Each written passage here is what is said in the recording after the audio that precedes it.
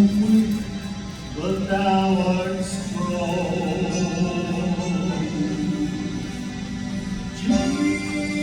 Jesus, keep me from all wrong.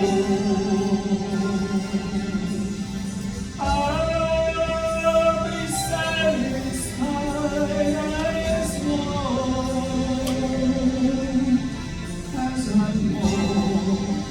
Let me walk close to thee. Just a closer walk with thee. Great Jesus is my plea. Daily walking close to thee. Let it be, dear Lord, let it be.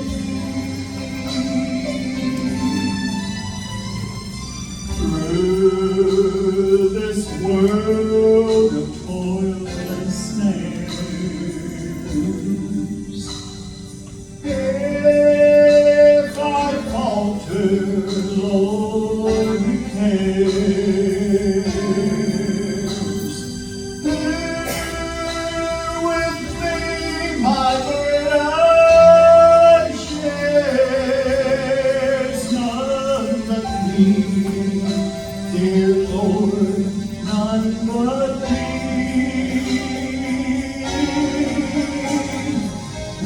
When my feeble life is old,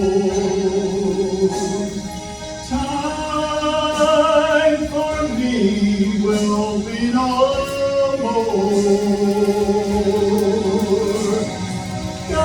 Guide me gently, safely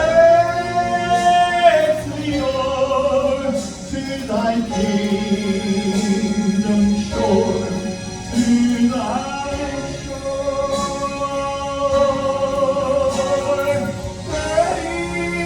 Daily walking close to thee. Great Jesus is my plea.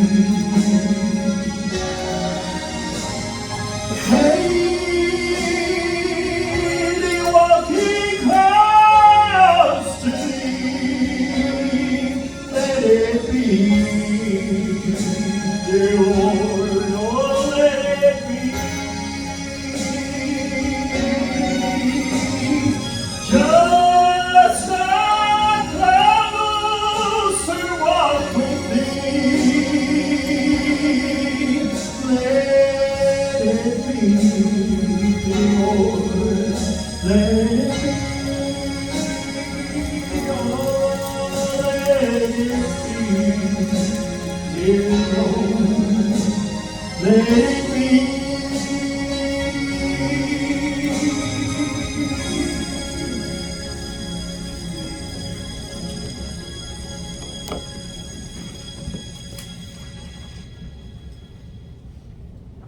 Well, how are you doing this morning? First thing I want to do is give God all the praise, honor, and glory for this day. I guess I'll tell you a little bit about what happened about 5.5 weeks ago.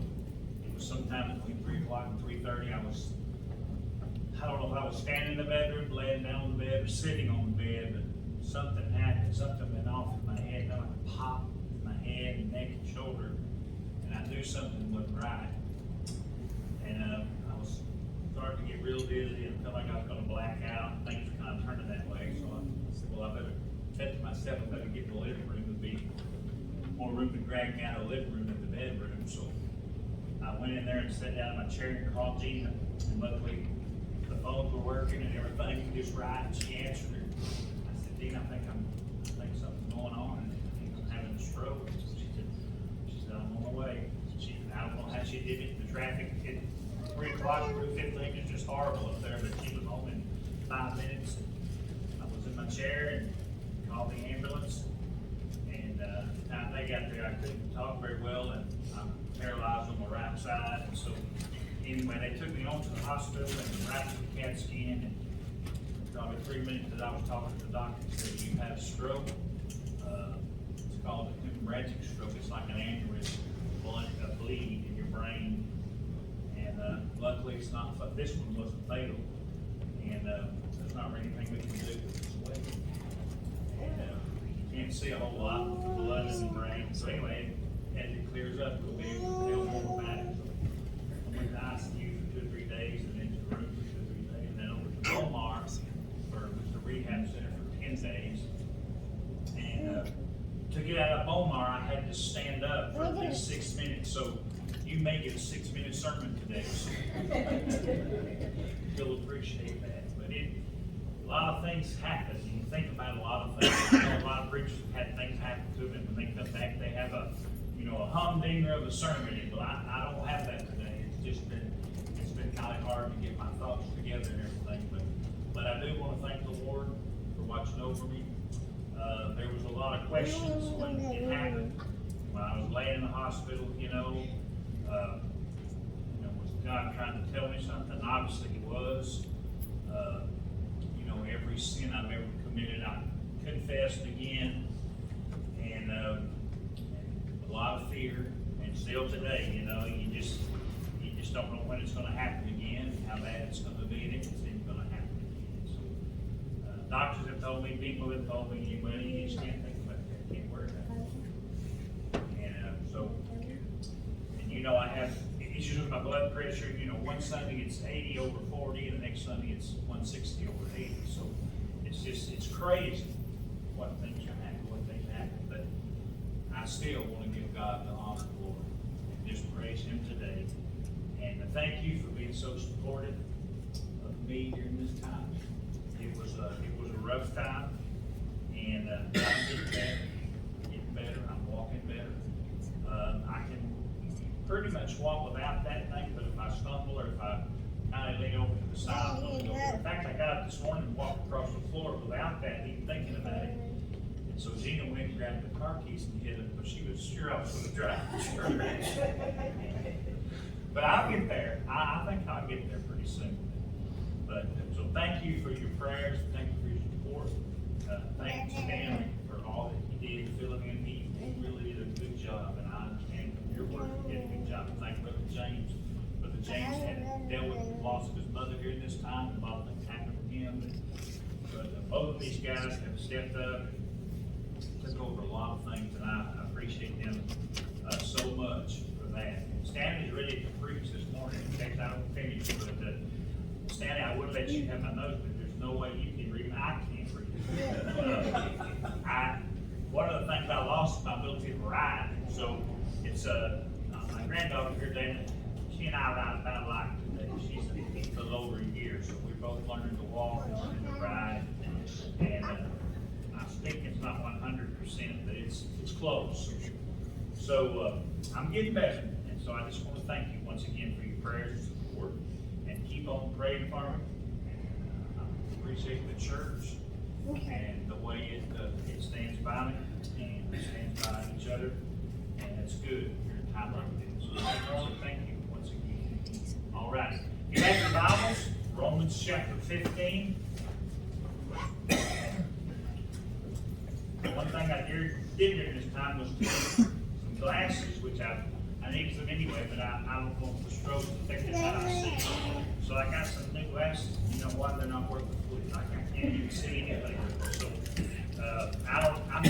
I'm saying I'm going to be reading from Romans chapter 15. So we'll turn there and may get there before I do. Romans chapter 15. I want to talk about how it's firestorm. Romans chapter 15 and verse 1. Romans chapter 15 and verse 1. We then that are strong ought to bear the infirmities of the weak, and not to please ourselves. That every one of us please his neighbor for his good edification. For even Christ pleased not himself, but as it is written, the reproaches of them that reproach thee fell on me. I want to talk about, I like I said, is fire support. This is a term used in the military a lot of times.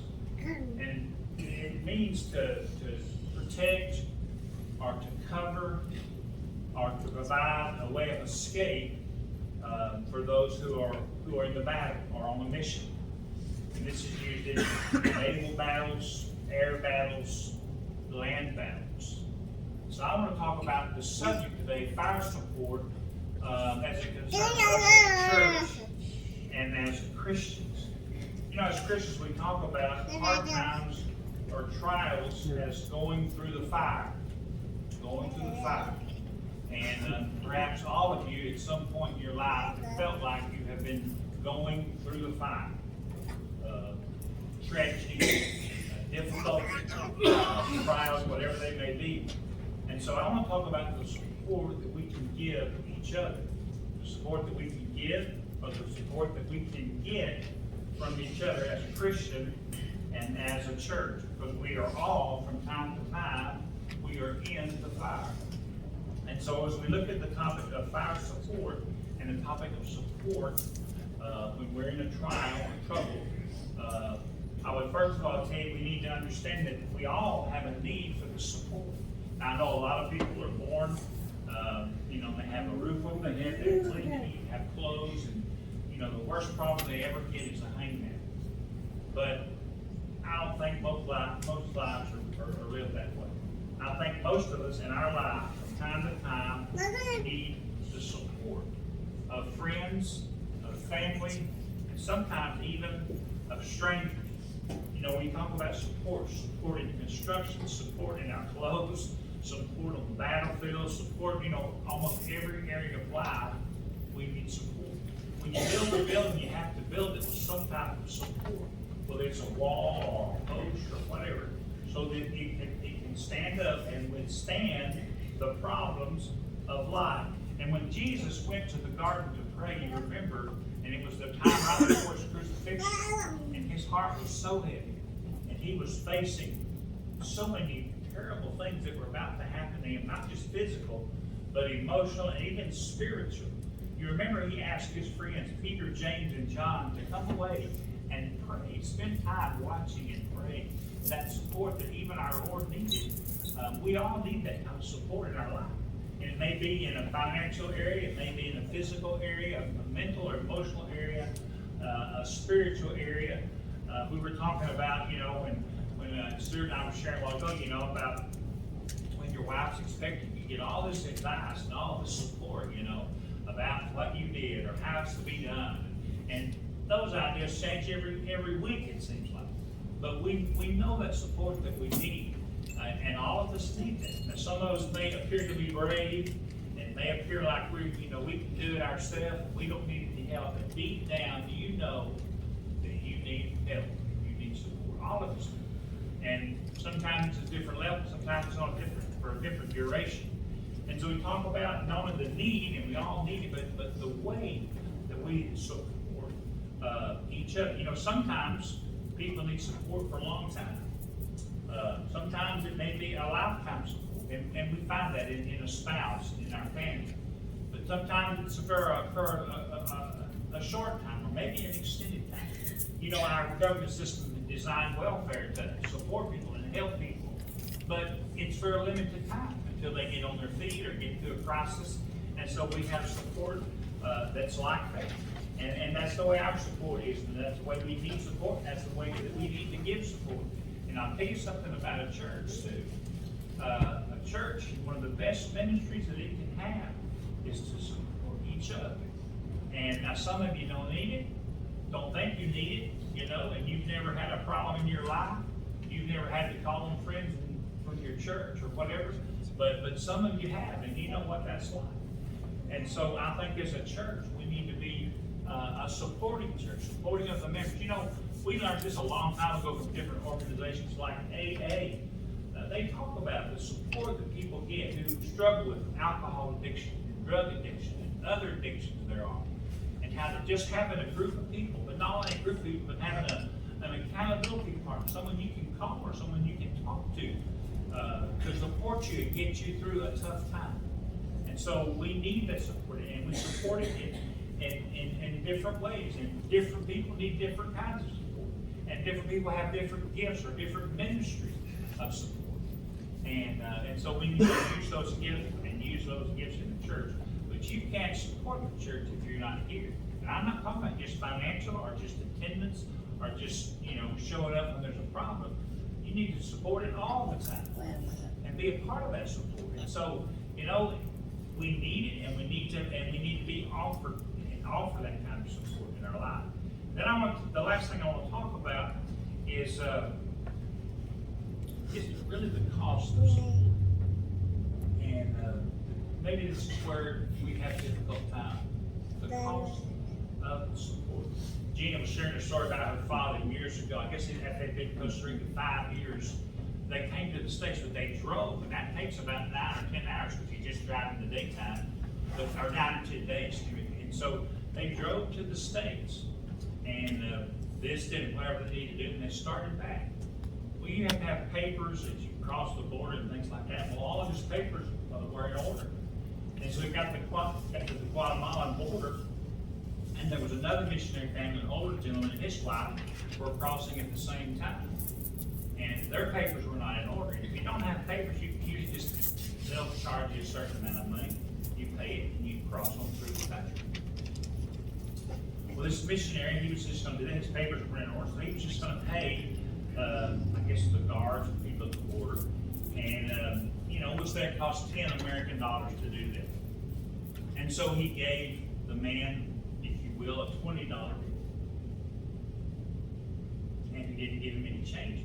He said, well, where's my change? The guy said, well, you gave me $20, or you gave me $10. He said, no, I gave you $20. No, you gave me. Well, the argument ensued. Brother Heffern got involved, said, no, he gave you a $20 bill. And so anyway, they threw them both in jail. And for, I guess, causing trouble. And so Miss Heffern was 9 hours to the next American embassy. So she went to the British embassy and talked with them. They spoke English. They did a bunch of talking and conversing with the authorities. And finally, they got him out. But just because Brother Heffern got involved and was siding with the guy that was right, he got thrown in jail. And life is like this. You commit to help somebody or commit to support somebody, it may cost you more than you think. A friend of mine several months ago was traveling at night and he stopped and to get gas or a snack or something. There was a man in a car that was having distress breathing, and he went over to see if he could get help. And they called 911, and the lady said, you got to get him out of the car and lay him on the ground. You're going to have to give him some air. You need some mouth to mouth. And he didn't have a mask. He didn't have any kind of shield. But the guy would die without air. His heart was beating, but he wasn't breathing. And so he gave him mouth to mouth for a little while. Now, if you're asked to do something like that, and knowing that the dangers that might be, now we talk about COVID, we talk about AIDS and all the things that you can get but that's what that guy needed. And he was the only one that could help him. And so when you get involved and when you agree to support someone, realize that it may cost you something.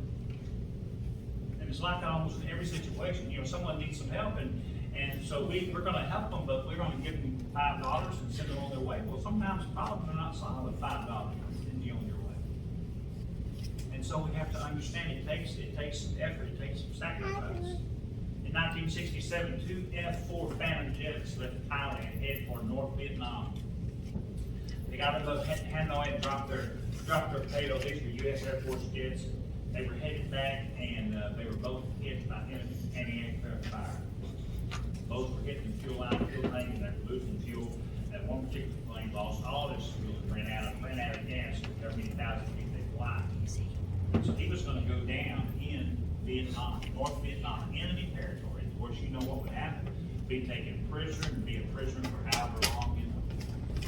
But his buddy, the pilot of the other plane, said his plane was crippled too. But he said, I'm going to push you. Push you out of enemy territory and get you across the border to a safe zone. So he did. He pushed him for 20 minutes for 80 miles. Both planes were damaged. Got him across to the border of Laos, and they were both able to eject. They captured the communists in Laos, and we picked up by a American rescue helicopter. But you know, it's just, and then when they finally rescued him, got him back to the base in Thailand, the superiors balled him out for damaging or sacrificing an airplane to save a partner's life. But you understand, he said, this is my partner. You do with me what you want, but you know, I would do it again. Luckily, the superiors higher than those guys, you know, understood that it was an act of sacrifice, and they could afford to lose a couple of planes to get 4 guys home. And so sometimes you have to realize that when you agree to support, that's your ministry, you make that decision, whatever it is, it may cost you something. And we're so involved with ourselves today and so focused on ourselves, we don't realize how much we need. You know, I thought about this. You know, we heard the story of David and his fall from grace, how he sinned with Bathsheba, had her husband murdered. David had his best friend in the scripture was King Saul's son. His name was Jonathan. David and Jonathan were best friends. But when David got into trouble, Jonathan was already dead. And I just thought, you know, what if Jonathan had been alive and David maybe had been tempted by a beautiful woman, and Jonathan had said, David, you know, what you're thinking about, what you're fixing to do is not right. It's wrong against her husband, it's wrong against God, it's wrong against the nation of Israel, and maybe had someone to help him through, to keep him from falling into that trap, to support him.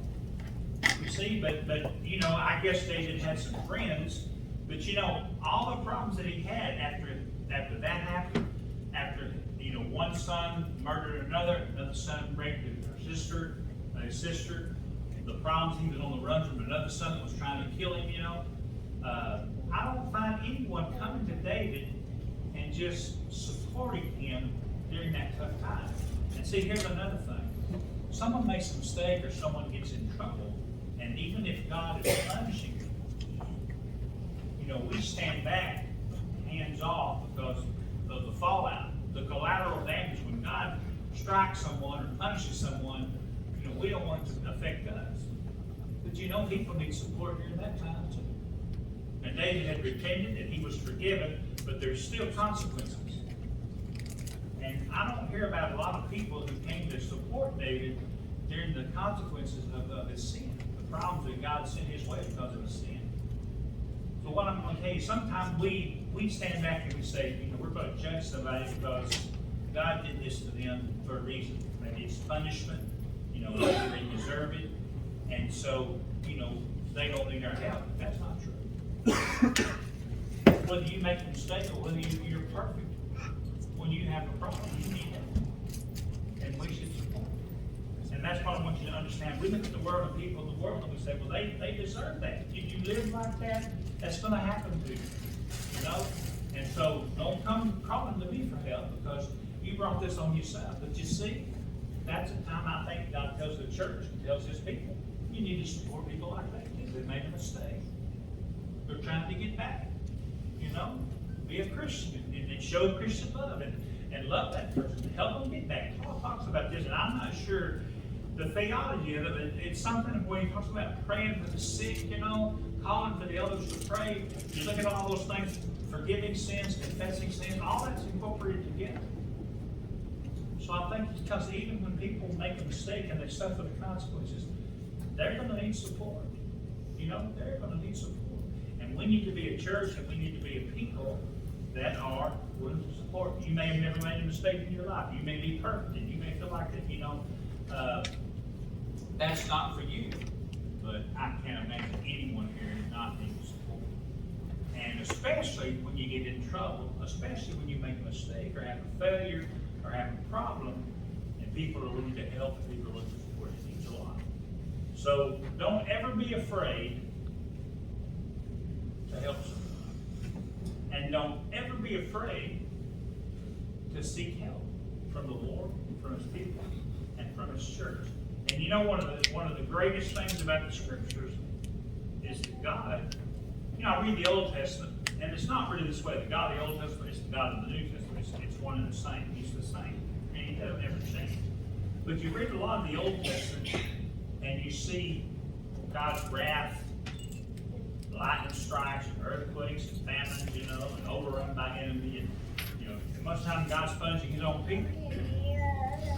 And when you get to the New Testament, I mean, there's still famine, and there's still earthquakes, and there's still people getting punished. But what do we see in the New Testament? Who do we see in the New Testament? The Son of God. And why did He come? To forgive men, others, to seek and to save those who are lost. So He's the same God, and His heart's the same. But He sent us a great amount of hope when we read about His Son, Jesus Christ, and what He did on the cross. And so He gives us a lot of support through His Word. And I'll tell you today, you're struggling, you're in the fire, you're in the trial, you have tribulations. Let me tell you something. God loves you, and His people love you, and His church loves you. And we can support each other in things like that. So I want you to realize, first of all, if you're not saved, Jesus wants to save you today. Okay? Now that changes the baseline. That changes everything. He gives you a new heart, so you can understand about support, ministry, and using your spiritual gifts. Okay? So be saved. Be baptized, a symbol of the world that you've accepted Christ, that you live for Him. Be a part of His church. Become involved in the church. And there's many things that we can do, many ministries that we have. And something for you. Okay? But you gotta be here. You gotta agree to participate, agree to be committed. Every day churches are closing the door. Every day churches are giving up. You know, you can make a difference. You can just commit to the Lord. So I'm going to ask you today, Sammy's going to come and stand in front, Brother James, and you just come and we'll have our invitation. But I want to give you a chance today, if God has spoken to your heart, and there's something that you need to do, you know you need to do, you can come forward and do it today. Or maybe you're just in a trial. Maybe you're having a tribulation. Would you come down here and stand or be here to pray with you?